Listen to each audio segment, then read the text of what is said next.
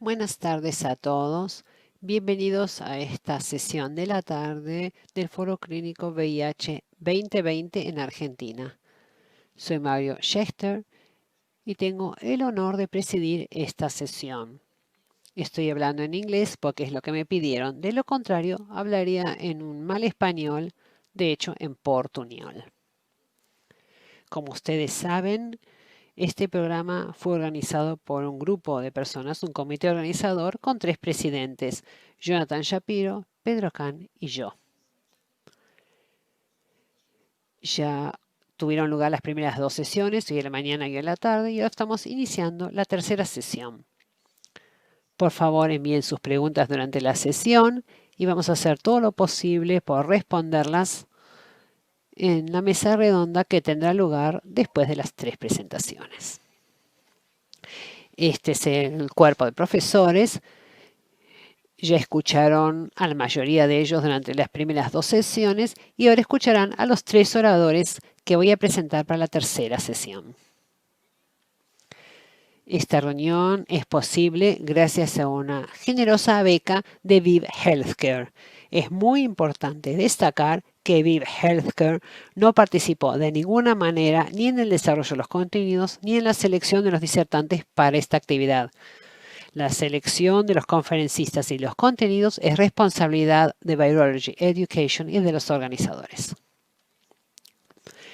Estos son los presentadores de esta sesión, cuyo título es Tratamiento para el VIH en el futuro cercano.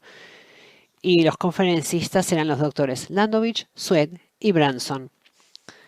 La primera conferencia estará a cargo del doctor Landovich. El título es Inhibidores de la integrasa de acción prolongada para PrEP.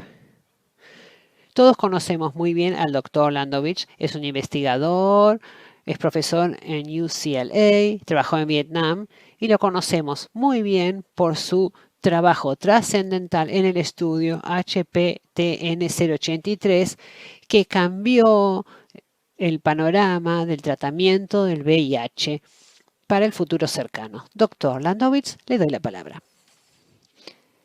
Quisiera agradecer a los organizadores del Foro Clínico Argentino por darme la oportunidad de presentar los resultados de este estudio. En nombre de la copresidenta, la doctora Beatriz Greenstein, y el resto del equipo del estudio HPTN083, estos son los resultados finales. La profilaxis preexposición con cabotegravir inyectable de acción prolongada es segura y altamente eficaz para los hombres cisgénero y las mujeres transgénero que tienen sexo con hombres. Estos son mis coautores y estos mis conflictos de interés. Hoy voy a resumir los antecedentes y el contexto que dieron origen al estudio de HPTN083. Voy a repasar el diseño y los objetivos del estudio y resumir los métodos estadísticos.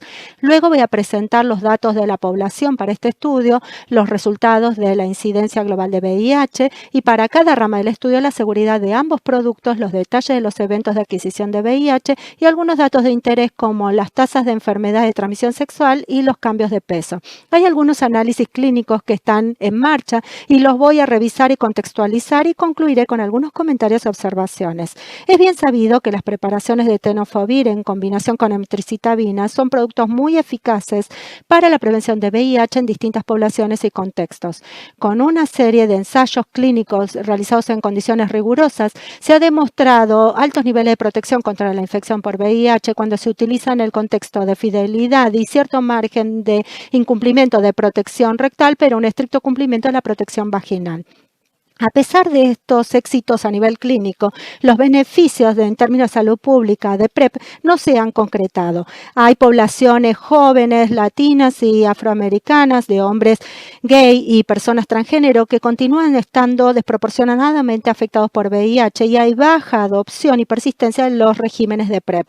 Algunos avances recientes incluyen el desarrollo de un anillo de dapivirina mensual con eficacia contra la infección por VIH por vía vaginal que fue aprobado en Europa y la aprobación por parte de la FDA de Estados Unidos de un régimen de PrEP basado en TAF diario oral en el pasado mes de octubre. En este estudio se reunió evidencia sobre la actividad antiviral de cabotegravir inyectable de acción prolongada, que este es un inhibidor de integrasas muy novedoso que se utiliza en combinación con rilpivirina inyectable de acción prolongada para mantener la supresión virológica. Esta es una combinación que está siendo revisada por las autoridades de Estados Unidos, pero ya ha sido aprobado por Canadá. En nuestro estudio comparamos un régimen de PrEP con cabotegravir inyectable de acción prolongada en contraposición con TDF-FTC diario oral en un ensayo fase 2B3 randomizado a doble ciego, doble simulación con 43 centros en todo el mundo, en África, Asia y América del Norte y el Sur, y 2 incluidos de Buenos Aires, Argentina. La población, hombres cisgénero y mujeres transgénero de más de 18 años en buen estado de salud, con estos índices de riesgo de infección, sin antecedentes de infección por hepatitis o convulsiones, ni sin contraindicaciones para las inyecciones intramusculares en el glúteo. Se planificó la incorporación de 5.000 pacientes, pero había criterios muy estrictos que cumplir. Por lo menos el 50% de los participantes tenían que tener menos de 30 años, el 10% tenían que ser mujeres transgénero y el 50% de los participantes de Estados Unidos debían ser de la raza negra o afroamericanos. Todos los detalles fueron presentados por la doctora Greenstein en la conferencia AIDS 2020 que encuentran en línea en el resumen con el número que aparece aquí en pantalla. Los criterios de valoración primaria de eficacia y seguridad también están aquí en esta diapositiva. Este estudio consistió en 3 fases o pasos bien diferenciados. Después de la randomización 1 a 1 a cabo TDF-FTC, los participantes ingresaron al paso 1, donde recibieron cabotegravir activo en comprimido de 30 miligramos y TDF placebo o TDF-FTC activo con un placebo de cabotegravir. Esto se administraba durante un mes para establecer la seguridad y la tolerabilidad de la formulación de cabotegravir de acción rápida antes de darla de acción prolongada. Los participantes con un 50% de cumplimiento a la administración diaria y con niveles de seguridad aceptables pasaban al siguiente paso, donde se comparaba el producto inyectable con el oral. En la rama de cabotegravir, que aquí aparece en naranja, los participantes recibieron inyecciones intramusculares en el glúteo de 3 miligramos por un total de 600 miligramos, comenzando en la semana 5, luego en la 9 y luego cada 8 semanas, junto con la administración de los comprimidos orales de TDF. El otro grupo está representado en azul aquí, continuaron recibiendo el TDF-FTC activo más un placebo con una solución intralipídica al 20% que no se distinguía del producto inyectable en la misma escala que las inyecciones. La comparación entre el oral y el inyectable siguió durante 3 años y aquellos que tuvieron que discontinuar el estudio en forma prematura siguieron con TDF-FTC sin código de ciego durante 1 año para poder establecer el nivel de protección durante la cola de la acción prolongada de cabotegravir. Todos los participantes tuvieron testeos frecuentes de laboratorio, también pruebas de enfermedades de transmisión sexual, si eran asintomáticos, también apoyo y provisión de lubricantes y de preservativos. De ahora en más voy a hablar siempre con estos códigos de color: naranja para cabotegravir y azul para los resultados de TDF-FTC.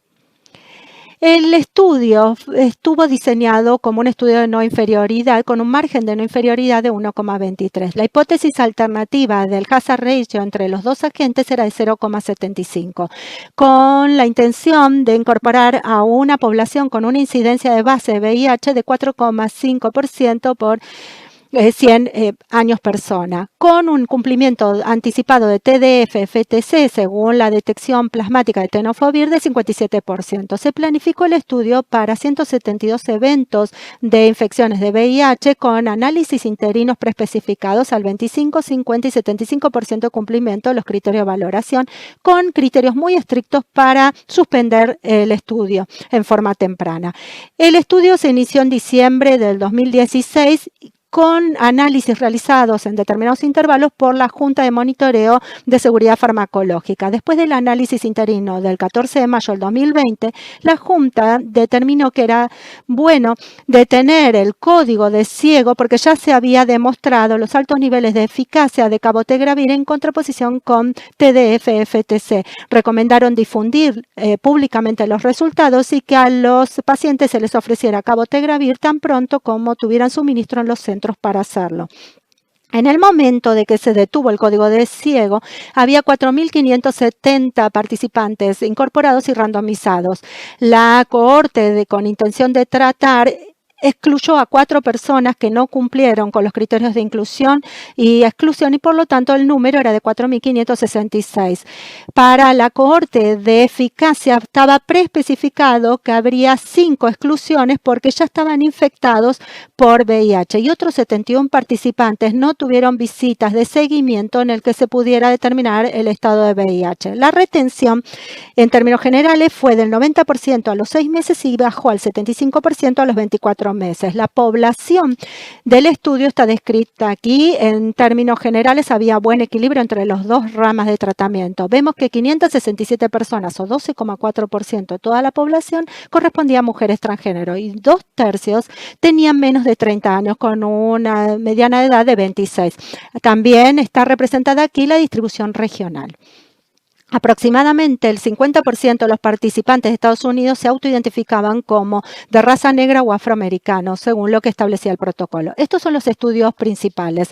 Observamos 52 infecciones nuevas de VIH en un total de 6.389 años persona de seguimiento, con un seguimiento mediano de 1,4 años, que dio como resultado una incidencia agrupada de 0,81%, con un intervalo de confianza de 95% de 0,61 a 1,07.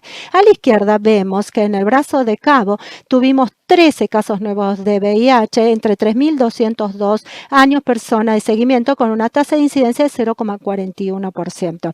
En el otro brazo, en TDF-FTC, hubo 39 casos nuevos con un total de 3.187 años persona de seguimiento con una tasa de incidencia de 1,22. Estas tasas de incidencia nos dan un hazard ratio de 0,34, como vemos a la derecha, con un intervalo de confianza de 95% de 0,18 a 0,62. Estos resultados excluían no solamente el margen de no inferioridad de 1,23, el resultado de unidad de 1 y también la hipótesis de 0,75, lo que mostraba inequívocamente la superioridad. En este gráfico se ve la incidencia acumulada para la población que intentábamos tratar. Aquí se muestran los momentos de las infecciones en cada ramo y el resultado estadísticamente significativo del hazard ratio de 0,34 con un valor P importante. Aquí describimos el conocimiento que tenemos de los 13 casos nuevos de VIH que vimos en la rama de cabotegravir y 2 participantes expuestos a cabotegravir que luego en contrapruebas se demostró que estaban infectados antes de haber recibido cualquier producto. Debo indicar aquí que por este momento no tenemos los resultados de la concentración de la droga o las pruebas de resistencia para ninguno de estos casos nuevos o prevalentes que encontramos en el estudio. Estamos avanzando lo más rápido posible teniendo en cuenta la situación generada por la pandemia. He agrupado los 15 casos en 4 categorías que voy a describir brevemente. El número de porcentaje que ven al lado de cada identificador indica el recuento de comprimidos reportado por el centro durante la fase inicial de administración oral. El número en cada segmento representa el intervalo en semanas entre eventos. Las jeringas, el momento de la administración del producto inyectable por el centro. En sombreado naranja tenemos la demora en la administración del producto inyectable. En azul, el sombreado, el momento en que deberían quedarse sin TDF los participantes si se lo hubiera tomado como se prescribió. Los segmentos grises es el momento donde no hay productos dispensados y donde no hay visitas en el estudio. Las cruces representan los casos de VIH. Los datos no son finales porque todavía se están haciendo las contrapruebas. El caso A1 y A2 representan los 2 participantes que se infectaron con VIH antes de la administración de cualquier producto del estudio y que son sometidos a contrapruebas sensibles. No se detectó esto en el centro hasta discontinuar el producto. En el caso de A2 hubo una demora en el diagnóstico que dio como resultado la administración de una inyección de cabo de acción prolongado, en este caso de infección. De B1 a B5 tenemos los participantes que se infectaron después de un intervalo prolongado de la última administración de cabotegravir. 2 de estos, el B1 y el B4, tuvieron TDF-FTC sin código de ciego antes de discontinuar. El B1 también fue perdido en el seguimiento y luego se encontró un año después sabiendo que se había infectado en ese momento. B4 estaba en el intervalo post-inyección de TDF cuando se detectó el caso de infección. Luego tenemos C1 a C3, son casos que se infectaron durante la fase de introducción de la administración oral. Estamos intentando encontrar los datos para explicar la infección. Se están haciendo los estudios moleculares correspondientes para determinar de la manera más precisa posible los momentos en que se infectaron y el inicio de la protección de cabotegravir oral. Los casos de 1 y de 5 son los de más interés porque pudimos establecer que adquirieron VIH a pesar de haber recibido cabotegravir, con la excepción de un intervalo de 10,7 semanas entre la quinta y la sexta inyección del participante de 1 que recibió cabotegravir según lo programado. Los detalles farmacocinéticos serán críticos para entender en qué circunstancias se fue más proclive a la infección de VIH. Los datos de concentración y de resistencia que carecemos hacen que sea muy difícil interpretar estos resultados y esperamos tener un estudio con revisión de pares tan pronto como los resultados estén disponibles. Así, sabemos que hubo demoras en la reactividad para el diagnóstico que complicaron la identificación de los casos de VIH en el uso de TDF. Cabotegravir no fue una excepción. Aquí vemos los asteriscos. El momento de la primera detección de la infección en el centro se demoró sustancialmente en 7 de estos 15 participantes. Estos son los 39 casos de infecciones VIH detectados en pacientes que recibieron TDF-FTC. No tenemos los datos de las pruebas de concentración o de resistencia todavía. Teniendo en cuenta las observaciones de 3 infecciones previas durante la fase de introducción oral en el brazo de cabo, aquí hubo 3 detectados a las 10 semanas de haber ingresado al estudio. Dados los altos niveles de protección que otorga TDF-FTC, evaluamos el cumplimiento a TDF-FTC en nuestro estudio para establecer un punto de referencia para interpretar la tasa de incidencia de 1,22 en el brazo de TDF-FTC. Se encontró tenofovir en plasma en 87% de las muestras, de una muestra aleatoria de 400 participantes, de los cuales tenemos datos disponibles para 372. 75% de estas muestras tienen niveles de tenofovir plasmáticos de más de 40 nanogramos por mililitro que se correlacionan con altos niveles de protección en otros ensayos clínicos. También analizamos difosfato de tenofovir intraeritrocítico y vimos que casi el 70% de las muestras tenían las concentraciones que sugerían 4 o más dosis por semana en los primeros 1 o 2 meses. Es interesante ver que en el subconjunto de cumplimiento, el porcentaje de participantes con estas concentraciones de tenofovir congruentes con protección rectal no cambió entre 65 y 70% durante las 81 semanas.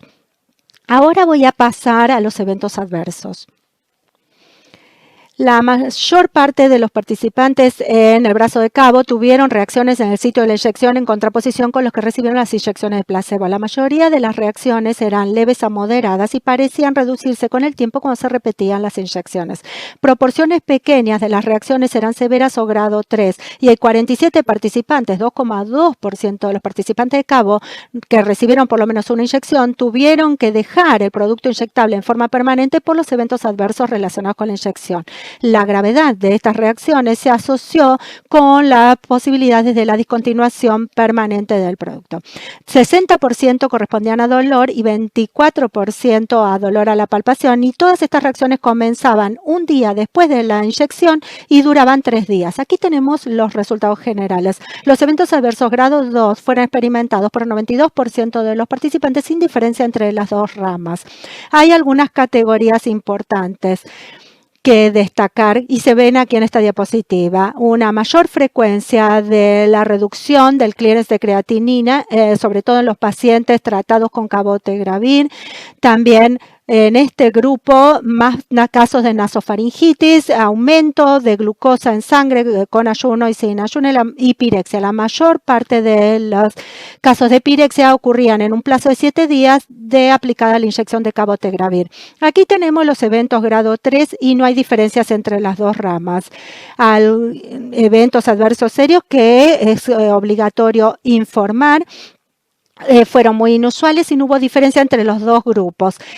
Hubo 11 muertes en el estudio, todas investigadas, y no estaban relacionadas con el estudio, excepto una muerte por causas cardiovasculares en el grupo de TDF. Si pasamos a las enfermedades de transmisión sexual, vemos aquí los casos nuevos de estas infecciones. El índice de 16,5% de sífilis por 100 años persona es bastante impresionante y vemos los otros valores y esto indica que continuaba el riesgo a través de los actos sexuales. Se había informado en el ensayo randomizado de fase 2 HPTN 077 en mujeres y hombres con bajo nivel de riesgo que había, en términos promedio, un aumento en el brazo de cabotegravir del peso en 1,5 kilogramos, sin diferencia con el grupo de placebo.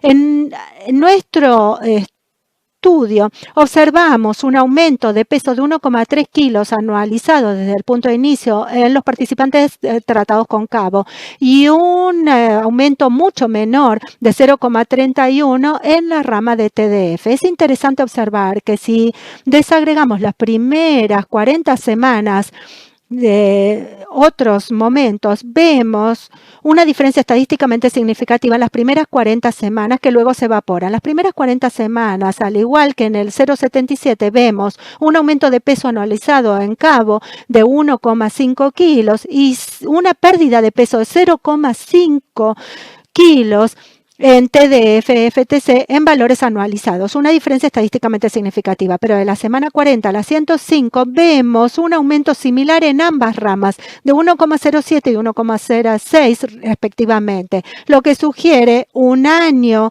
de pérdida de peso con TDF, pero luego una trayectoria similar de aumento de peso de ahí en más.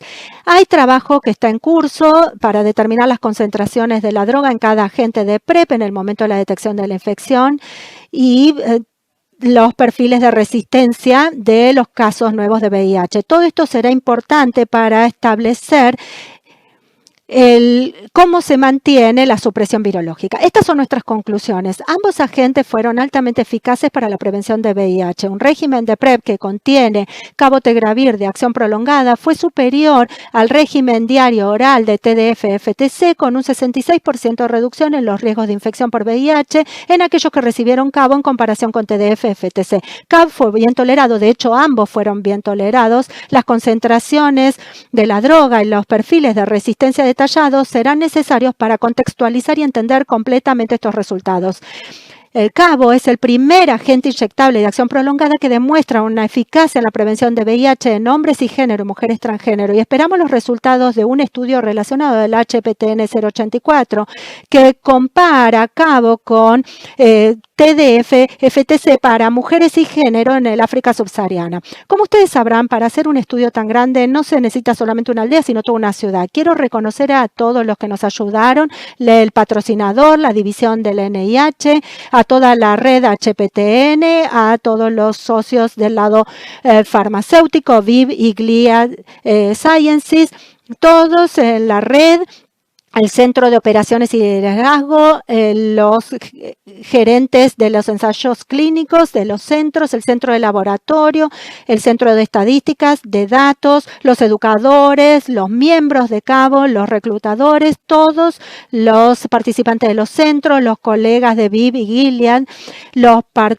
los equipos de todos los centros, el personal que llevó adelante un ensayo muy difícil con mucha fidelidad, sobre todo y específicamente el Centro de Fundación Huésped y el Hospital Ramos Mejía y por supuesto los participantes en el estudio y sus familiares. Si bien no puedo tomar preguntas en vivo por esta plataforma virtual, por favor escríbame un mail si lo necesitan a esta dirección o envíenme un tweet a la dirección que aparece en pantalla. Muchísimas gracias por su atención.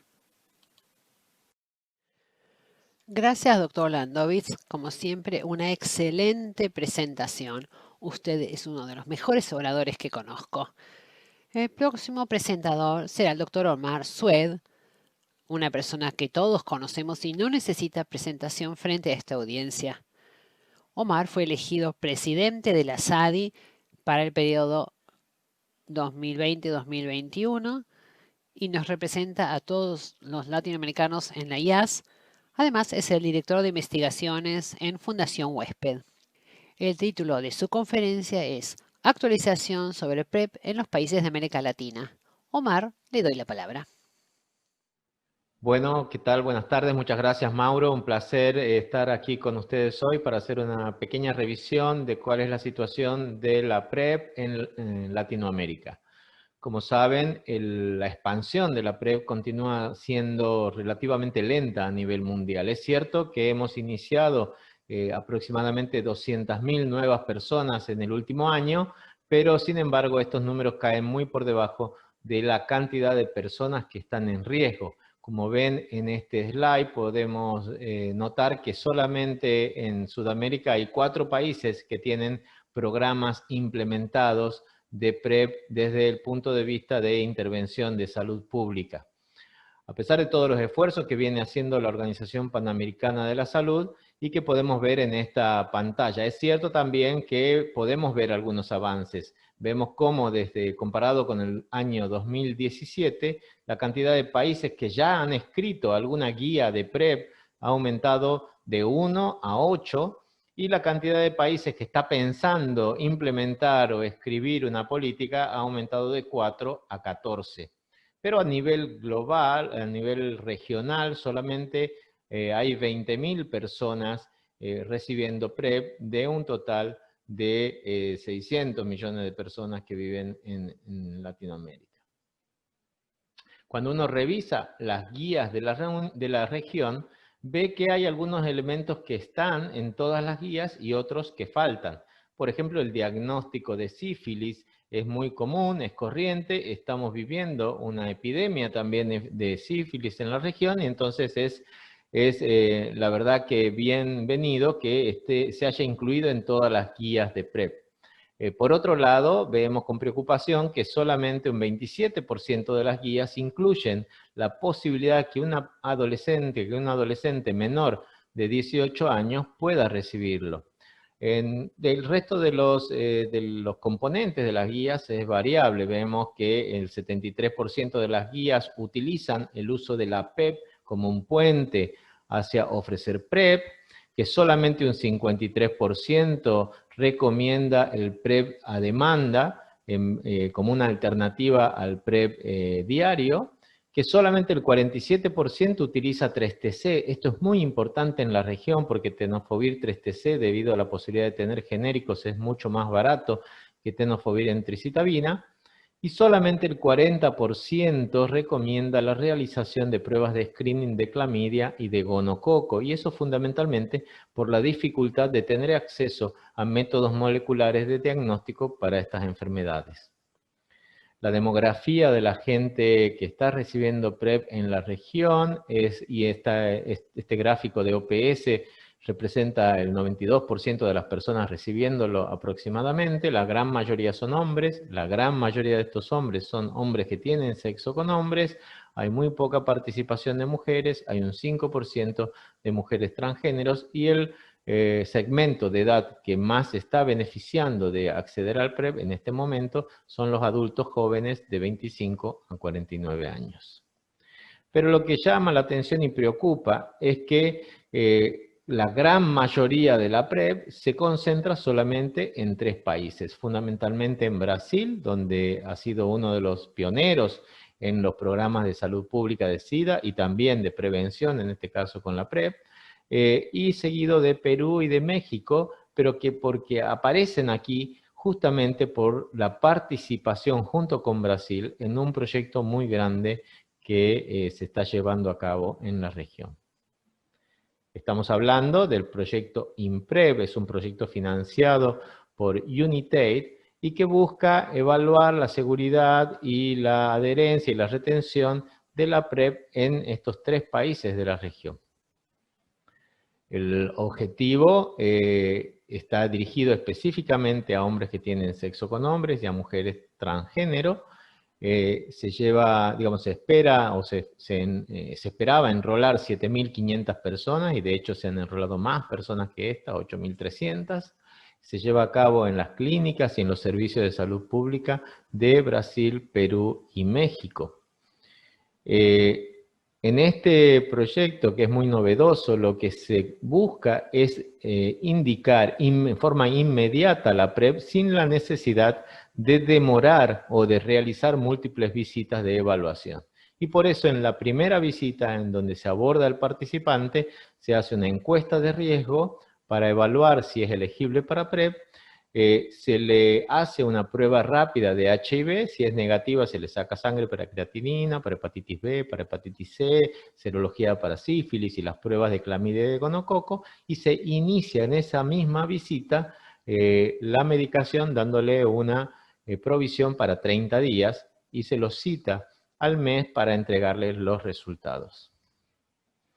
Estos son algunos resultados que se presentaron en la conferencia internacional de SIDA en México el año pasado, y vemos que la frecuencia de infecciones de transmisión sexual en este grupo es alto. Esto ha permitido en estos 3 países, digamos, este estudio ha permitido demostrar la circulación de clamidia y de gonorrea, que no había muchos estudios de prevalencia hasta este momento, pero que es concordante con todas las publicaciones de otras regiones del planeta, donde vemos un aumento importante en los últimos años de estas infecciones y particularmente un poco mayor en la población de mujeres transgénero. Cuando nos enfocamos en personas jóvenes, vemos que este aumento es todavía mayor. Y hay algunas diferencias, con un aumento de gonorrea de hasta el 18% en México, lo que lleva en este grupo de chicos jóvenes a considerar realmente la infección por gonococo como un problema importante de salud pública. Estos son los resultados de la adherencia y la continuación temprana justamente de la PrEP en estos pacientes, y vemos cómo hay una gran diferencia entre países. Si bien la retención global fue del 79%, vemos esta gran diferencia con Perú, donde solamente el 52% había continuado sus visitas hasta 3 meses después del inicio de la PrEP. Y también vemos otros grupos específicos, mujeres transgénero 55% y jóvenes menores de 24 años o hasta 24 años 70%. Lo que nos dice que tenemos que trabajar realmente en muchos factores estructurales que son los que están impidiendo, en particular en Perú, la continuidad del tratamiento, y en esto incluye no solamente la edad y el sexo, sino también el nivel educativo, el nivel socioeconómico, el interés por recibir PrEP antes de empezar el estudio y el conocimiento o el haber oído de PrEP antes del estudio. Y justamente esas son las conclusiones de este estudio que sigue todavía en la región. La principal es que es posible empezar la PrEP en el mismo día. La cantidad de casos de positivos por infección aguda ha sido mínima y se está todavía trabajando en los estudios definitivos y estaremos muy ansiosos de ver los resultados dentro de poco. Pero preocupa la retención, sobre todo entre los jóvenes, entre las personas viviendo en Perú, las personas de menor educación, la gente de raza no blanca y las mujeres transgénero. Y después este es uno de los puntos fundamentales, la retención en PrEP. Y el otro de los puntos es las infecciones de transmisión sexual y también la posibilidad o no de lograr retención comunitaria. Con respecto a la retención o a la persistencia, vemos que es un problema global. Hay algunos, digamos, sobre todo en estos últimos años, empezamos a ver más información acerca de la fatiga, del cansancio de la PrEP en algunos trabajos en Estados Unidos, donde llega solamente la persistencia a un 40% al año de tratamiento, ¿no? Entonces es algo que tendremos que trabajar con nuestras comunidades para asegurar un mejor beneficio. Y uno de los puntos que se presentó este año en la conferencia virtual de SIDA, en este estudio, fue que justamente hay 2 tipos de pacientes. Los que no quieren participar en los estudios de PrEP porque no conocen los beneficios, porque le tienen miedo a los efectos adversos o porque se consideran que tienen bajo riesgo, y aquellos que discontinúan el tratamiento una vez que lo han aceptado, y muchos de estos ha sido por no creer en la efectividad de la PrEP, en no considerarse una persona de riesgo, a pesar que muchos de ellos tenían, como habíamos visto previamente, infecciones de transmisión sexual, o problemas con el estigma, o problemas con la necesidad de adherir diariamente. Por eso es crítico que se enfoquen estos pensamientos, estas percepciones en forma muy proactiva cuando uno quiere implementar proyectos de PrEP en su propio país. Y la otra encuesta es la encuesta que se hizo también en el contexto de este estudio sobre qué tipo de PrEP preferirían los pacientes, y hay una alta preferencia por el PrEP en forma intermitente, pero la mayoría de las personas preferiría un inyectable de duración prolongada. Y es por eso que es bueno tener las buenas noticias del estudio HPTN. Con respecto al segundo punto, que era la posibilidad de infecciones de transmisión sexual, en esta misma conferencia, en la conferencia virtual de SIDA, se presentaron los resultados de un análisis del Ministerio de Salud de Brasil con respecto a quién tiene más sífilis cuando está recibiendo PrEP. De 8.500 usuarios enrolados, el 9% tuvo sífilis, pero las mujeres transgénero tuvieron 6 veces más que el total de la población, los hombres que tienen sexo con hombres 5 veces más, y las personas que tuvieron más de 10 parejas 2 veces más. Entonces realmente son los focos, son los grupos donde nos tenemos que enfocar a hacer un diagnóstico mucho más, o un screening repetido, mucho más frecuente, para disminuir la transmisión y cortar estas cadenas de transmisión de infecciones de transmisión sexual.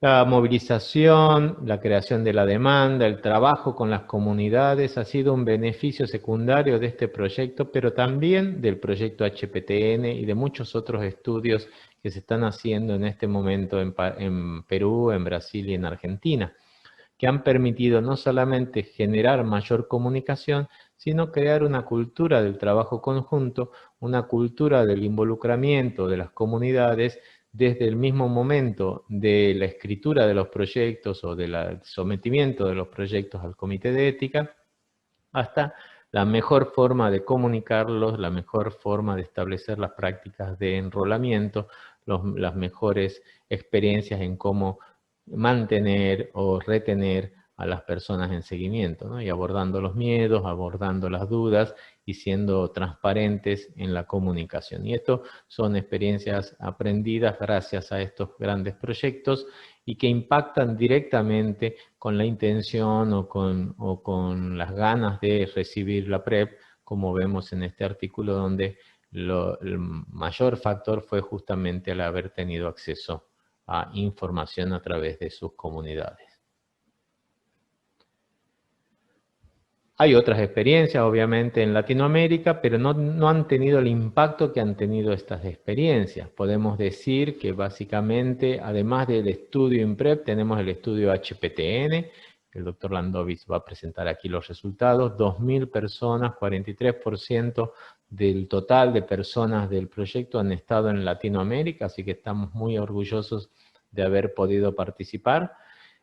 Hay PrEP disponible en el Ministerio de Salud Pública en Chile, aunque es reciente y el número de personas es pequeño. Lo mismo pasa en Cuba, donde también está disponible. En Argentina se empezó un proyecto piloto, se empezó a diseñar un proyecto piloto, pero la emergencia del COVID ha suspendido la apertura de ese proyecto, que estamos esperando ansiosos que se pueda comenzar pronto. Y en otros países como en Paraguay y en Guatemala hay experiencias pequeñas que están consiguiendo financiamiento a través de donantes externos para la implementación de algunos proyectos piloto que están haciendo punta de lanza en algunas de estas regiones. Pero, como decimos en esta revisión,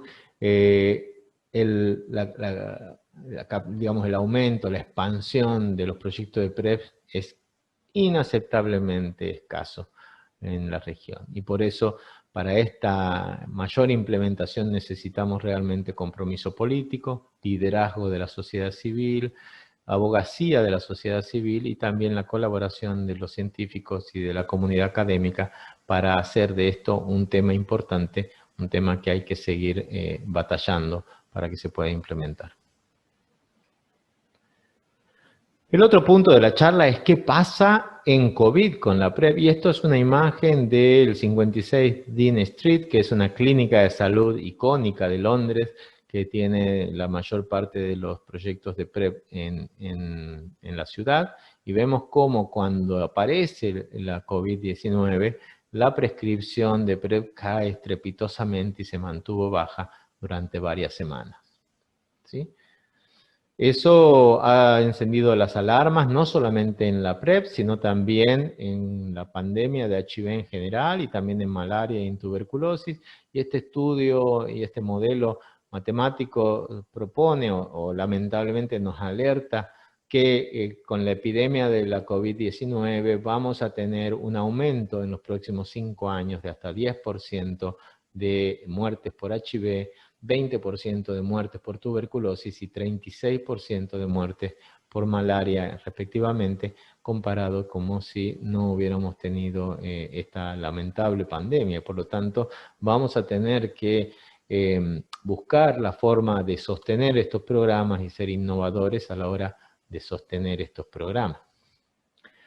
Los servicios que afecta la COVID-19 en nuestra región son justamente la demanda por el diagnóstico. Hay mucho miedo, o sobre todo al inicio de la pandemia, mucho miedo a contagiarse. Entonces, por eso la gente prefería no ir a los hospitales a hacerse la prueba, pero fundamentalmente también la disponibilidad de la oferta. La mayoría de los sistemas de salud están muy abocados al manejo de la pandemia, están muy saturados de gente, y entonces la posibilidad de seguir ofreciendo testeo de HIV con todas las limitaciones que el distanciamiento obliga a tener, ha hecho que se los considere un servicio de segunda línea y no estar primero en el ranking de actividades que se vienen haciendo. A veces nosotros no pensamos, o los médicos que atendemos no nos damos cuenta del impacto de la epidemia, pero por ejemplo saber que las materias primas para producir condones o para producir antirretrovirales están demoradas, no solamente por la dificultad de producirlas, sino también por transportarla, por el transporte de estos y la distribución global, y eso ha afectado a algunos países la distribución de antirretrovirales o la provisión de antirretrovirales, aunque los problemas de provisión son mucho más organizativos adentro de los países que por disminución de la llegada de los medicamentos. Claramente la COVID ha frenado los planes de expansión de la PrEP en la región, pero también los otros programas. Está, comprometiendo los programas de vacunas, los programas de salud general, pero también los programas de prevención de HIV de madre a hijo, el control de las enfermedades oportunistas, en particular la tuberculosis, y de las infecciones de transmisión sexual, ¿no?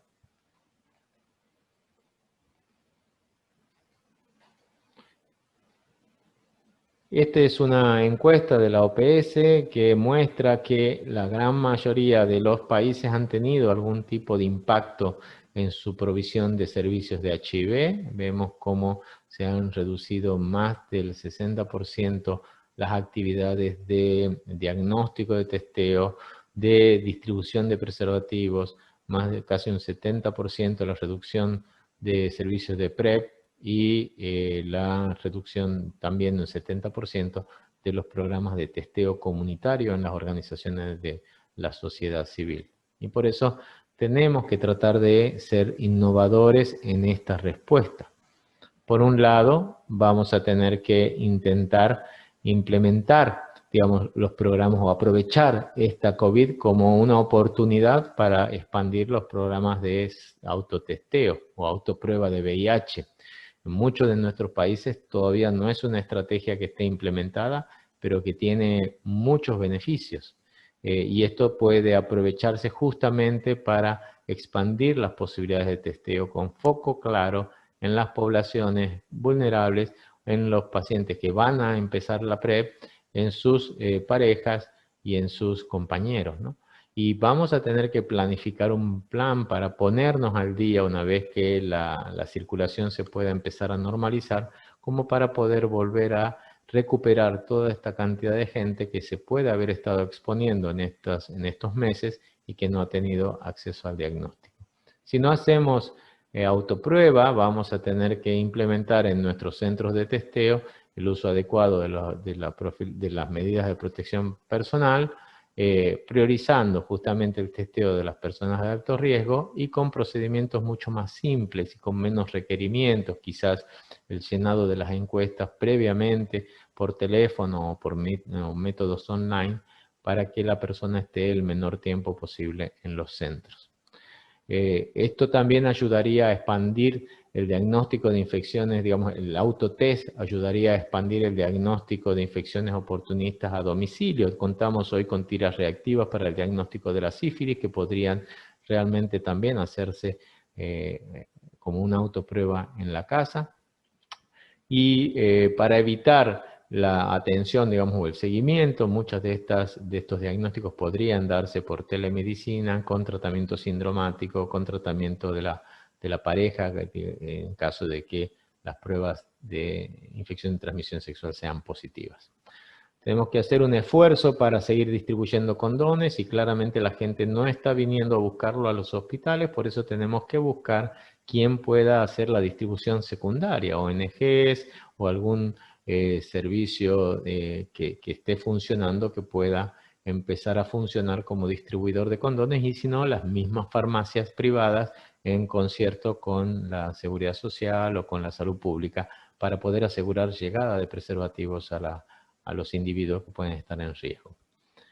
Y finalmente, para dar la PrEP tenemos que pensar en la forma de cambiar nuestro modelo de atención, de no necesitar ver tantas veces a un paciente en persona, y para eso podemos incluir la telemedicina, a través de la cual podemos plantear la consejería, la evaluación e incluso la prescripción de la PrEP, y en ese caso, si uno puede indicar cada 3 meses, la persona tendría que venir solamente cada 3 meses a buscar su medicación y no estar expuesta o no sobrecargar los sistemas de salud.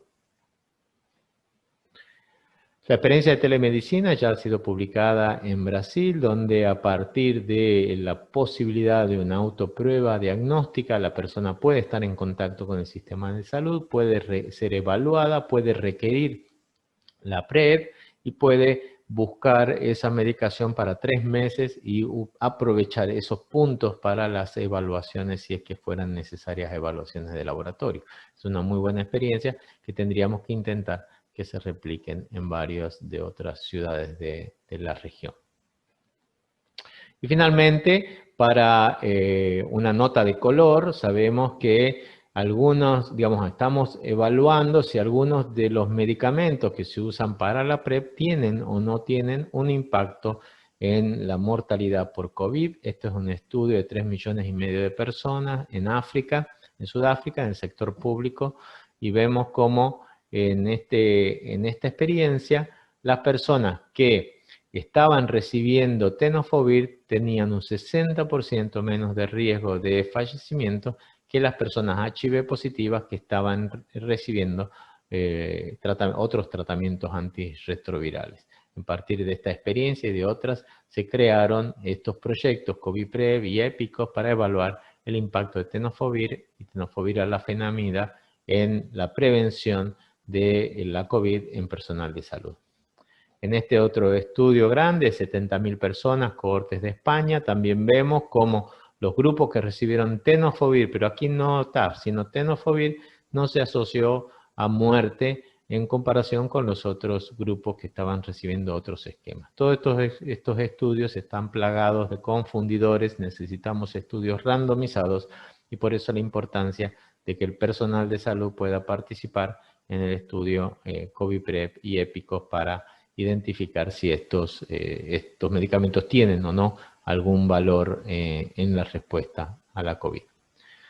En conclusión, la implementación de la PrEP ha sido lenta en toda Latinoamérica y liderada en general por el programa de SIDA de Brasil y por los estudios HPTN 083 y por el proyecto INPREP. La COVID ha afectado todos los planes de implementación de PrEP en la región y los ha reducido. Por eso la telemedicina y la posibilidad pronta en el futuro de tener regímenes inyectables de larga duración podrían facilitar la expansión y la aceptabilidad a partir de las personas que más lo necesitan. Y por eso tenemos que ser innovadores para acelerar y para planear este refuerzo que vamos a tener que tener de actividades una vez que la pandemia se resuelva, para seguir intentando eliminar el VIH como un problema de salud pública. Bueno, muchísimas gracias a todos y ha sido un placer estar aquí con ustedes. Agradezco en particular a Giovanni Rabasi, a Beatriz Grinstein, Vladimir Veloso, César Bonifaz y Pedro Can, que me han ayudado con muchas de estas diapositivas, y a todo el staff de la Fundación Huésped, que hace que yo pueda, digamos, tener facilidad para poder hacer estos trabajos, mientras ellos también cuidan todo el trabajo que estamos haciendo. Muchísimas gracias a todos. Muchas gracias, Omar, por esta presentación muy interesante, como siempre. Ahora pasamos a la tercera y última conferencia de esta sesión. El título es Diagnóstico del VIH en la era del PrEP. Esta conferencia será dictada por el Dr. Bernard Branson, muy conocido por su trabajo en el área del diagnóstico del VIH. Se incorporó al CDC en 1990 y se desempeñó como director asociado de diagnósticos de laboratorio en la División de Prevención del VIH y SIDA en el CDC. Trabajó allí durante 11 años hasta que se jubiló en 2014. Desde entonces se desempeñó como consultor experto en diagnóstico de VIH y trabaja en el área de educación médica continua dando conferencias en diversos foros. Es un placer y un honor para mí presentar al Dr. Branson. Dr. Branson tiene la palabra. Mi primera diapositiva muestra mis conflictos de interés. Yo soy ex director asociado de diagnósticos de laboratorio en el CDC y soy consultor del programa Focus de Gilead Sciences. En mi presentación voy a usar nombres de marca solamente a los fines de la identificación, pero mi intención no es apoyar ninguna prueba en particular. Las pruebas de VIH han pasado por una serie de evoluciones. La primera prueba de anticuerpos fue aprobada en 1985, la primera generación utilizaba lisado viral y solamente detectaba IgG. La segunda generación fue una mejora y utilizaba péptidos sintéticos en lugar de lisado viral, pero seguía detectando solamente anticuerpos IgG. Se produjo un cambio importante con los ensayos de tercera generación que detectaban anticuerpos IgG e IgM, y más recientemente la introducción de las pruebas de cuarta generación que detectan el antígeno P24, además de los anticuerpos IgG e IgM, y esto nos permitió reducir el periodo de ventana. En general, la recomendación es dejar de utilizar el término generación y referirse a las pruebas en función de las cosas que detectan, porque el tema generación es imperfecto como descripción, pero ha sido una clasificación útil. Las pruebas de primera y segunda generación eran ambas ellas indirectas y utilizaban lisado viral o proteínas recombinantes o péptidos sintéticos. Al agregar la muestra, se unen a IgG o al IgM, pero para la detección se utiliza una IgG antihumana, de forma tal que solamente los anticuerpos IgG envían una señal en la prueba, se produce un cambio de color en el EIA frente a la presencia de IgG. El principio de sándwich de tercera generación utiliza el mismo tipo de antígenos, que son proteínas recombinantes o péptidos sintéticos, pero en lugar de la IgG antihumana, utiliza un antígeno de VIH marcado con enzimas. Frente a la presencia del anticuerpo se crea un sándwich entre el antígeno en la fase líquida y el antígeno que se une a la placa, de forma tal que los anticuerpos IgG o IgM o ambos desarrollan una señal, un cambio de color frente a la presencia de los anticuerpos. Las pruebas de cuarta generación se parecen al principio del sándwich, con la excepción de que agrega un anticuerpo monoclonal anti-P24 a la mezcla y utiliza también una marcación enzimática. El anticuerpo se une al antígeno P24 si está presente. Entonces, tanto el antígeno como el anticuerpo envían una señal, pero la mayoría de las pruebas no distinguen la presencia del antígeno de la presencia del anticuerpo. Entonces, ambos van a generar un resultado reactivo. La dificultad con el término generación surge con las pruebas rápidas, que empezaron a utilizarse ampliamente. Las pruebas rápidas se utilizan plasma o suero, algunas pueden hacerse con sangre entera o con fluido oral, frente a la presencia de anticuerpos, se unen al oro coloidal, se unen a la proteína A. La proteína A es muy activa contra el IgG y tiene cierta actividad contra IgM, pero estos son EIAs indirectos, parecidos a los primeros inmunoensayos, y básicamente se une principalmente a anticuerpos IgG, y el control utilizado en la prueba es una IgG antihumana. Esto entonces se parece más a las pruebas de segunda generación que a las de tercera generación. Si vemos el virus propiamente dicho, tenemos acá una imagen de los antígenos y del ARN presentes en este esquema del virus. En general, el prueba que da un Western blot positiva es cuando tenemos proteína de superficie GP120 y GP41 y la proteína del core que está presente en menor cantidad que GP120 y GP41. Las pruebas rápidas de VIH casi todas detectan GP41 y 120 o GP41 solamente. Entonces detectan en realidad solamente los anticuerpos de los antígenos de superficie. ¿Cuáles son las pruebas que más se utilizan hoy en día? Si yo hiciera esta pregunta, la gente en general me respondería EIA o inmunoensayos enzimáticos, pero en general la prueba que se utiliza hoy en día con mayor frecuencia es el inmunoensayo quimioluminiscente o ninguna de estas opciones, que son diferentes ensayos, como por ejemplo la prueba de flujo lateral, que se utiliza mucho.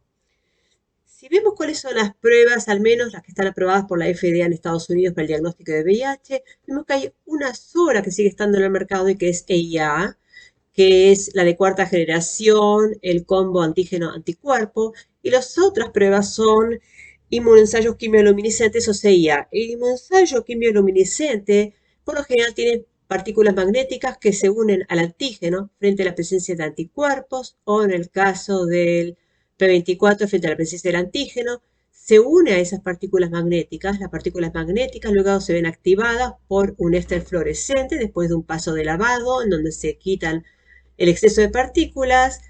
Frente a la presencia de una solución, estas partículas emiten luz quimioluminiscente, lo cual les da un rango mucho más amplio, mayor especificidad. Además, se puede hacer rápidamente. El periodo de incubación es más corto que en el caso de la EIA. Y por lo general se adaptan muy bien a análisis de múltiples plataformas, es decir, donde se hacen muchos análisis con la misma muestra. Las tecnologías más nuevas son las tecnologías de inmunoensayo multiplex flow.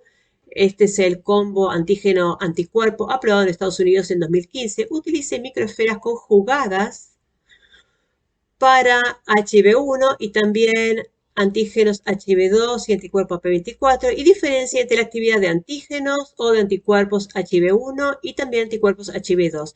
Y de hecho, esta tecnología de microesferas se adapta muy bien al multiplexing.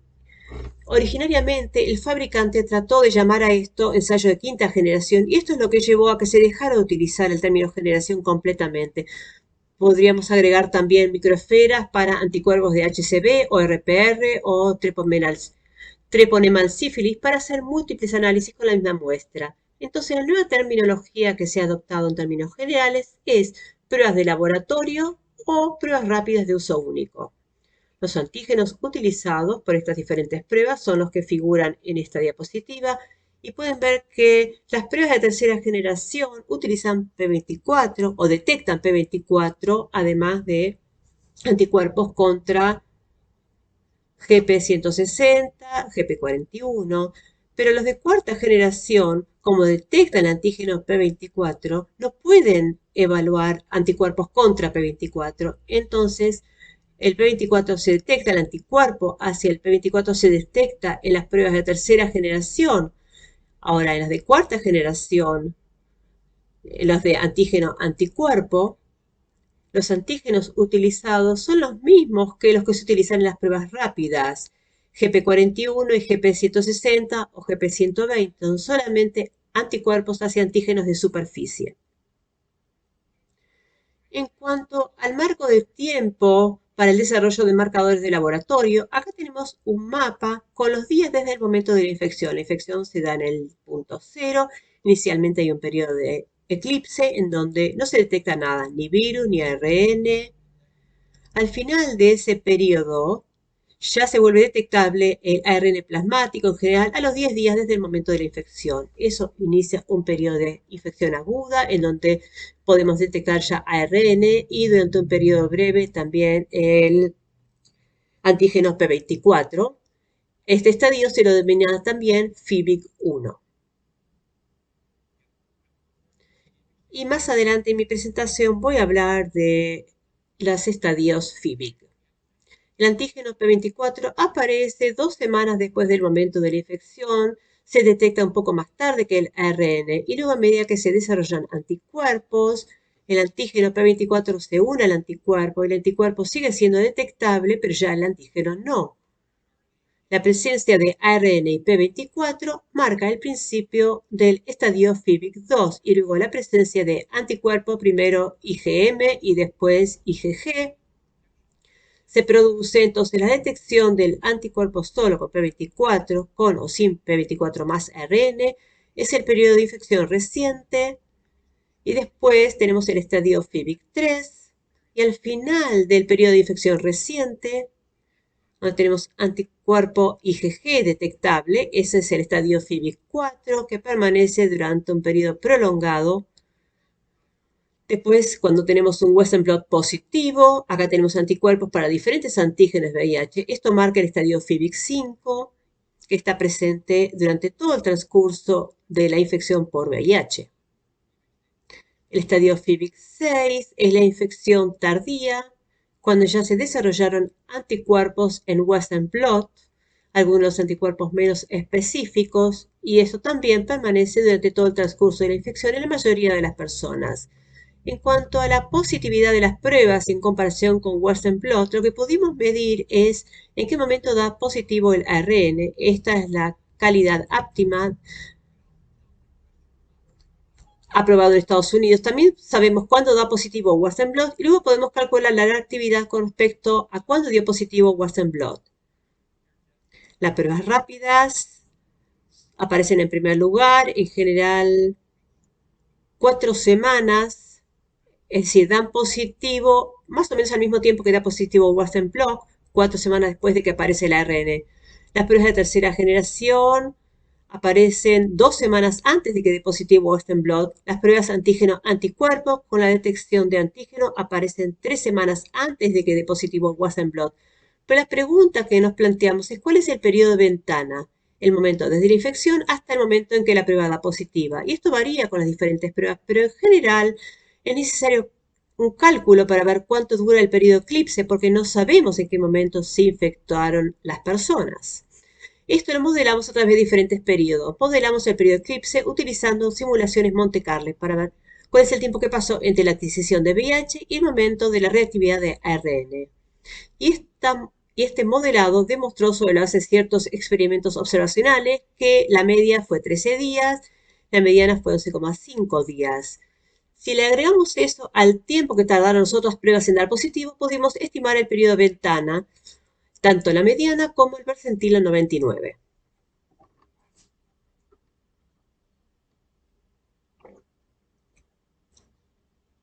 Entonces voy a repetir esta diapositiva. Utilizando la estimación del periodo de ventana, lo agregamos al momento en que dieron positivas las pruebas en comparación con el Western blot, pudimos así calcular la mediana y el percentilo 99.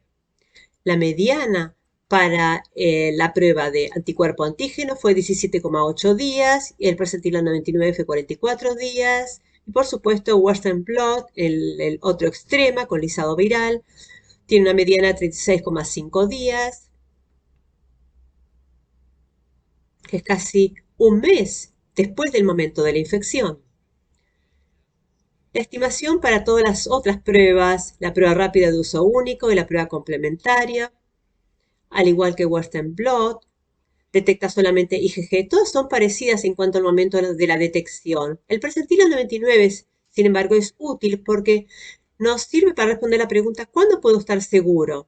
Cuando hacemos pruebas para PrEP, queremos hacer la prueba, si podemos, para identificar en qué momento hay infecciones lo antes posible. En el caso de una persona que no está en el percentilo es 44 para la prueba anticuerpo antígeno, es mucho más en el caso de las pruebas sensibles a IgG. Acá tenemos casi 8 semanas desde el momento de la infección, entonces se recomienda volver a hacer una prueba si la persona estuvo expuesta 6 semanas después del momento de la exposición con la prueba anticuerpo antígeno o 3 meses después en el caso de la prueba rápida o de otras pruebas sensibles a IgG. Este es un periodo bastante más largo, por supuesto, que esta mediana que estimamos acá.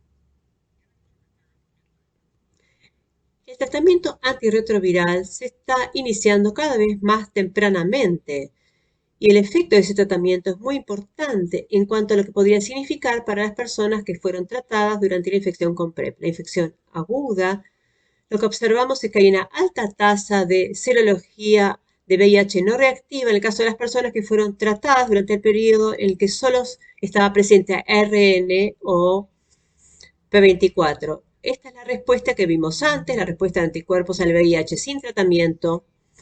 Y acá vemos el mismo mapa, el mismo esquema de personas tratadas con un tratamiento temprano. Vemos que en algunos casos no llega al umbral de la positividad de tercera o cuarta generación y la mayoría de estos anticuerpos no llegan al umbral de anticuerpos IgG aquí con las pruebas de segunda generación. El umbral en el cual la prueba lo empieza a detectar porque la respuesta de anticuerpos está mitigada y está mitigada particularmente para GP41 y las membranas de superficie. Entonces ahora las pruebas ya no detectan el P24 y quizás haya una mayor probabilidad de que haya un falso negativo en el caso de las personas que recibieron tratamiento temprano. Cuando el tratamiento se inicia de manera más temprana, yo sé que esto es un poco complejo, acá tenemos los inmunoensayos de segunda, tercera y cuarta generación y las barras representan los estadios FIBIC. Este mapa considera la no reactividad en el eje de la CI a lo largo de un periodo de 24 semanas desde el momento en que se inició el tratamiento. Entonces vemos en general que los estadios FIBIC tienen diferentes efectos cuando el tratamiento se inicia. Si vemos en términos generales las personas tratadas aquí en las 24 semanas después del momento de la infección, vemos que un 3% de las personas dan negativo con esta prueba de segunda generación, y esto incluye las pruebas rápidas y Western blot. Solo un 4% da negativo con las pruebas sensibles a IgM e IgG, y un 17% da negativo con estas pruebas de combinación anticuerpo-antígeno. Es más alto que el de las pruebas anteriores. Si vemos aquellos que dan ARN positivo y P24 positivo en el momento en que se inicia el tratamiento, acá 24 semanas después de la infección, observamos que todas estas personas dieron reactivo en una prueba de tercera generación, pero un 18% dieron negativo en las pruebas de cuarta generación, y aquellos que comenzaron con el tratamiento solo cuando había presencia de ARN, antes de que se detectara P24 y IgM, vemos que hay un gran porcentaje, casi el 60% de estas personas tratadas cuando solo había presencia de ARN, dieron negativo en estas pruebas de anticuerpo antígeno en comparación con un porcentaje mucho más bajo, un 18% en el caso de las personas que no fueron reactivas con pruebas de tercera generación. Entonces, el desempeño de las pruebas de cuarta generación es similar al de las pruebas rápidas o de las viejas pruebas sensibles para IgG. Yo creo que esto se puede explicar porque las pruebas de tercera generación detectan anticuerpos contra P24 en comparación con los ensayos de anticuerpo antígeno que solo detectan el GP41. Me estoy quedando sin tiempo, pero ¿qué tenemos por delante? Por delante vemos el algoritmo actual en Estados Unidos que comienza con la prueba anticuerpo antígeno para el diagnóstico y luego pasa al inmunoensayo de diferenciación. Y si acá nos da negativo, pasamos a la prueba de ácido nucleico. Lo que probablemente tenga sentido como próximo paso es comenzar con un ensayo de antígeno anticuerpo y luego utilizar carga viral de ARN como segunda prueba en caso de que esta primera prueba dé positivo. Si lo usamos como segunda prueba, podemos identificar a las personas que tienen virus detectable y esto nos llevaría a iniciar el tratamiento de manera más temprana, dado que la especificidad de la prueba es alta. El 99,6% de estas personas van a ser positivos. y así eliminamos ese segundo paso. En el caso de aquellos que no tienen ARN detectable, pasan a una etapa de un inmunoensayo de diferenciación para buscar HIV-2 o buscar la presencia de anticuerpos, porque esto podría darse en el caso de una persona que fue tratada de manera eficaz y tiene una carga viral indetectable. Y así se podría detectar quién está infectado por la presencia de anticuerpos, y si sigue dando negativo, pasamos a una prueba adicional, quizás otra prueba de antígeno anticuerpo, para buscar congruencia en los resultados de las pruebas. La carga viral es algo que buscamos en la mayoría de los pacientes de todas formas a nivel basal, y esto elimina entonces esta prueba adicional en la mayoría de los casos. Y ahora pasamos a las pruebas de ácido nucleico en el punto de atención. Estas pruebas no están disponibles en Estados Unidos, pero sí en muchos otros países, incluida esta, la carga viral Expert, que está disponible para HIV y HCV. También está autorizada para ser utilizada en la Unión Europea. Hay dos más, MPIMA y SAMBA2. Ambas dan resultado en cuestión de 1 hora o menos, en el punto de atención o cerca del punto de atención. A modo de resumen, las pruebas de VIH difieren en cuanto a su desempeño en diferentes circunstancias, especialmente en el caso de las personas que recibieron tratamiento temprano. Tanto el ARN como la carga viral desempeñaron un papel cada vez más importante en el diagnóstico de VIH, y tal como ya dije, el tratamiento temprano, que incluye PrEP, puede conducir a una serología no reactiva y a un ARN no detectable. Muchas gracias por su atención.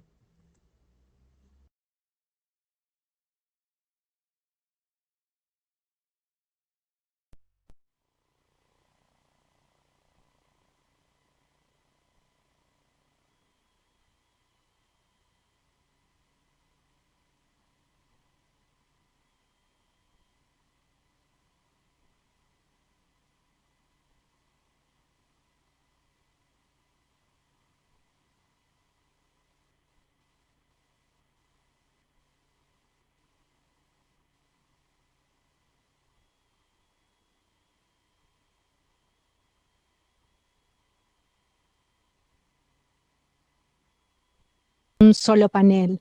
Así que yo voy a comenzar haciendo la primera pregunta al doctor Landowitz. Algo que me impresionó cuando usted presentó sus datos es que es algo que uno esperaba, que la diferencia en virología sería equivalente, pero que no iba a ser superior. ¿Es así? ¿Con una diferencia del triple? ¿Lo esperaban? No. Doctor Schechter tiene razón, no esperábamos ese resultado. El diseño estadístico del estudio en realidad estuvo basado en cabotegravir con un 25% de superioridad a Truvada. Eso fue en la hipótesis estadística sobre la cual se basó el tamaño de la muestra. Y nosotros pensamos en el motivo por el cual esto era posible y creíamos que es que los agentes iban a ser efectivos de la misma manera, pero pensábamos que la administración oral diaria de Truvada iba a mejorar la cobertura de los actos sexuales con la inyección de acción prolongada. Por eso suponíamos que un 25% de mejora y era una suposición razonable. Por eso nos sorprendimos cuando se detuvo con antelación el estudio por estos resultados, ¿no? Pero la explicación tal vez más razonable es la de la hipótesis regional, que estructuralmente cabotegravir da mejor cobertura de los actos sexuales en esta población, más que Truvada. Creo que lo que no deberíamos hacer es pensar que Truvada no es una estrategia de prevención sumamente eficaz. El tema es que la adherencia a su uso es lo que otorga los altos niveles de protección. Entonces aquí estamos facilitando llegar a ese nivel de protección. Esto sigue siendo ofrecido, pero bueno, funciona solamente si uno lo toma, ¿no es cierto? Exactamente. ¿Le sorprendió la cantidad de fallas? De las 13 fallas con cabotegravir, si recuerdo correctamente, había 5 por lo menos que deberían tener niveles en sangre adecuados y recibieron suficientes inyecciones como para uno pensar que estaban protegidos. ¿Cuál es la hipótesis que manejan? Bueno, muchas gracias por la pregunta. Obviamente, esa es una de las cosas que más nos ha sorprendido cuando analizamos los datos que tenemos disponibles hasta el momento. Estamos trabajando denodadamente para entender la farmacocinética de todos los seroconvertidores de cabotegravir. Y esos 5 en particular nos hacen pensar si hubo algo con respecto a estos participantes que tenían niveles más bajos de cabotegravir que lo esperado, o había alguna otra situación. Si tenían infecciones de transmisión sexual rectales que podían estar asociadas y que hicieran que esa eficacia fuera menos robusta. Nosotros sabemos que Truvada mantiene ante todo tipo de enfermedad de transmisión sexual altos niveles de robustez, pero teníamos aquí entre un 8 y un 10% de los niveles plasmáticos en el tejido rectal. Esto puede representar una vulnerabilidad para otras infecciones de transmisión sexual. O sea que estamos triangulando los datos para poder entender cabalmente estas situaciones.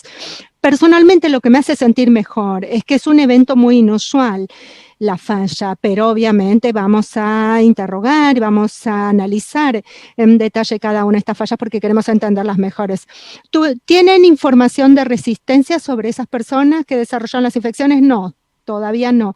Estamos en el proceso y esperamos tener pronto todos los datos acumulados para presentarlos en una conferencia.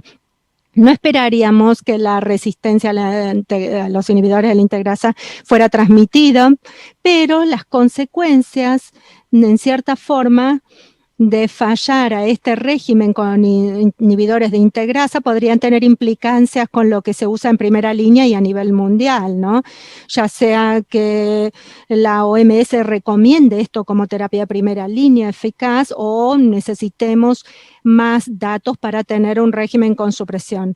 Pero podría tal vez justificarse algunas infecciones por los datos de resistencia que ya tienen. Bueno, no tenemos toda la información completa, pero si yo apostaría que la gran mayoría de las fallas en el grupo de Truvada se deben a falta de adherencia, pero aquí me están planteando una pregunta muy importante. ¿Podrían atribuirse estas fallas a K55R, circulación con 184, porque uno no esperaría tener la mutación 184 aquí sola, ¿no? Voy a aprovechar que tengo al doctor Branson, que es uno de los expertos en diagnóstico. Muchas personas se preocupan, en primer lugar, por el inicio de PrEP en el periodo de ventana, ¿no? O de infectarse, mejor dicho, cuando están iniciándose con PrEP. ¿Nos podría contar un poquito de los desafíos desde el punto de vista diagnóstico en estas situaciones y qué podemos hacer? Como yo dije, es un desafío para el diagnóstico. Muchas personas justamente se las detectan porque se están sometiendo a pruebas más frecuentemente. Lo que hemos encontrado, incluso en este estudio en particular del que hablaba Rafael, es que hay muchas personas que tenían análisis con resultados un poco confusos, pero para estos casos tenemos que pensar en las pruebas de ácido nucleico, ¿no? Una manera de hacer prueba de anticuerpos tras otra. Bueno, creo que ahora si tenemos los ensayos de ácido nucleico tenemos que aprovecharlos. Si bien no van a detectar todo, van a detectar muchos casos y nos van a dar una gran solución. Y vamos a tener más disponibilidad, ¿no? Para poder ver directamente qué es lo que está pasando con el virus, en lugar de qué es lo que está pasando con la reacción a la prueba. Todavía estamos haciendo el screening y viendo las combinaciones, pero muchos de los que están en PrEP transitoriamente son positivos para el antígeno en esas pruebas y tal vez esto nos lleva a tener más sentido hacer estas pruebas de ácido nucleico para ellos y para otros porque queremos que empiecen el tratamiento lo más rápido posible y no parece tener mucho sentido pasar a una prueba de anticuerpos que en realidad no le ofrece información adicional de ningún tipo. Y desde el punto de vista de estas pruebas que se pueden hacer al pie del paciente, ¿no? En África, puede haber algunas oportunidades. ¿Qué pasa con el costo? Porque no necesitan usar pruebas de anticuerpos, pueden pasar directamente a PCR. Creo que lo que ha pasado realmente es que el mercado fuera de Estados Unidos ha necesitado más que nada el diagnóstico de la transmisión vertical, y en los países en desarrollo muchas pruebas de ácido nucleico ahora, o no debería decir muchos, diría varios países tienen estas pruebas que cuestan menos de $10. En Estados Unidos nosotros lo que vamos a ver es una reducción de los precios a medida que la tecnología se va usando de manera más generalizada. Voy a cambiar un poquito de tema y le voy a preguntar algo a Omar. Por lo menos en nuestra región, usted, Omar, es una de las personas que más sabe y que más ha trabajado con la población transgénero. ¿Nos puede contar un poquito acerca de los desafíos al trabajar con esta población y también los hombres y géneros son una población que a veces quedan excluidos, y también las mujeres? ¿Podría hablar de eso? Muchas gracias, Mauro. Hola, Rafael, Bernie, es un placer verlos. Lamento que no nos podamos reunir en persona, en particular con el éxito del estudio HPTN 083. Gracias, Rafael, nuevamente en nombre de toda la Argentina, porque si no fuera por usted, sería imposible tener HPTN aquí en la Argentina, y creo que es bueno agradecer por eso. Y perdón que los entreviste, que lo interrumpa. Quiero decir que es una pena que no podamos estar en persona en Buenos Aires. Sí, espero que la próxima lo podamos hacer. Con respecto a la pregunta que me hizo Mauro, tenemos tantas capas de vulnerabilidad en las mujeres de transgénero más que en los hombres transgénero por la cultura machista.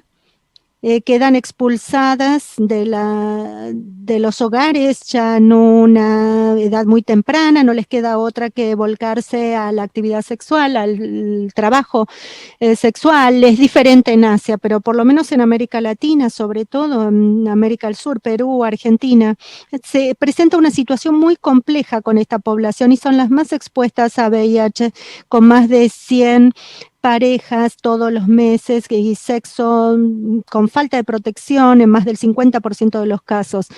O sea que ahí tenemos una usuaria potencialmente válida para estos métodos. Y en el protocolo lo que vemos es un alto nivel de aceptabilidad y un alto nivel de retención con la inyección y no con el comprimido. Entonces, creo que sería una buena oportunidad de pensarlo eso, pero también considerar que necesitamos planificar a futuro la posibilidad de ir a las casas o a los lugares donde trabajan o donde socializan las personas transgénero para poder hacer las pruebas rápidas allí y proponer este tratamiento preventivo, el probar y tratar, testear y tratar. Creo que eso nos presenta muy buenas oportunidades en el futuro, y creo que lamentablemente apareció la COVID, pero por suerte la COVID va a mejorar la capacidad del país para hacer diagnóstico molecular. En otros países va a bajar los precios y también va a llevar a una mejor trazabilidad de los contactos, y esto va a resultar beneficioso para este tipo de abordaje. Perdón, en cuanto a los hombres trans, no le contesté esto. Tenemos un relevamiento para hombres transgénero y lo que vemos aquí es que nadie sabe realmente. Todos nosotros acá presumimos, suponemos que los hombres transgénero no están expuestos a riesgos. Y lo que vemos aquí en el relevamiento es que el 25% de los hombres transgénero tienen sexo con otros hombres. Hay hombres transgénero que son gay, entonces hay mucha exposición al riesgo de VIH y no se habla de esto con los prestadores, entonces es importante también prestar mucha atención a eso. No tienen la vulnerabilidad social que sí tienen las mujeres transgénero, pero no tienen el esfuerzo comunitario y la protección comunitaria que tienen las mujeres transgénero, y es parte de la ecuación que también tenemos que enfocar, ¿no? Muchísimas gracias, Omar. Creo que nos estamos quedando sin tiempo. En nombre de Virology Education y en nombre de Trias Analysis, quiero agradecerle a los disertantes y a todos los que han trabajado tan arduamente de su parte, Omar, Pedro, Micaela, todos los que hicieron posible esta reunión, y espero que el año próximo podamos estar en Argentina con otro simposio educativo sobre virología y que podamos también tomar una copa de vino, un buen Malbec en Buenos Aires todos juntos. Muchas gracias. Un placer verlos a todos.